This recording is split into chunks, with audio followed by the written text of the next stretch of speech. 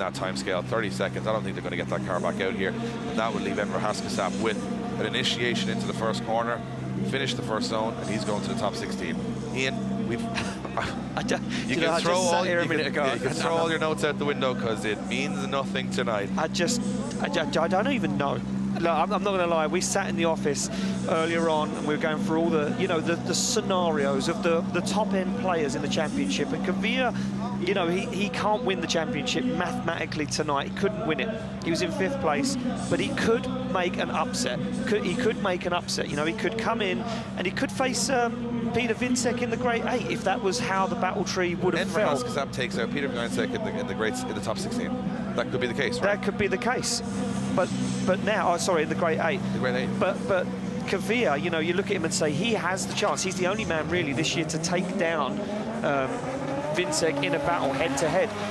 And then you can walk away from that, that little meeting we had, and we said, well, that's kind of where we're at. Kavir might climb up to 3rd place in the championship. And now you look at the paperwork and you say, well, I don't even know anymore, because forget everything you thought might happen. Well, I'm also looking at, and if I'm not mistaken here, the man that will be looking at this very closely is James Dean.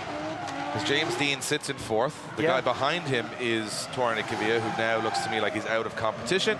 And then Conor Shanahan, who's ahead of him in the competition, is now out in the top 32. So could James Dean jump into the 3rd or 2nd place in the championship by the end of tonight? Well, the only way that James Dean can meet Jack Shanahan will be in the final 4 playoff, which is way late into the night tonight. The way things are going, I'm not predicting any of that to happen. So right now, if you're just joining us in the top 32, Conor Shanahan bows out of competition and the championship power steering failure. Churba's engine lets go. Max Heidrich goes in the wall. Jakob Kroll and Hartmann have what we now call a battle, which happened in the top 32. Viansek takes down Rarohovsky. The championship still well on for him. Keski, Korpi and Halovnia goes in the wall, and now Kavir, halfway through the run, breaks down, and we're not even halfway through the top 32. That's drama almost at every turn. I'll tell you what there is. There's a lot of men in the paddock crying, Dave, now. There's a lot of people that I'm telling you, I'm almost emotional for them, especially when you do 6 rounds and you get all the way to the final of the big stadium, and that's when the car gives up.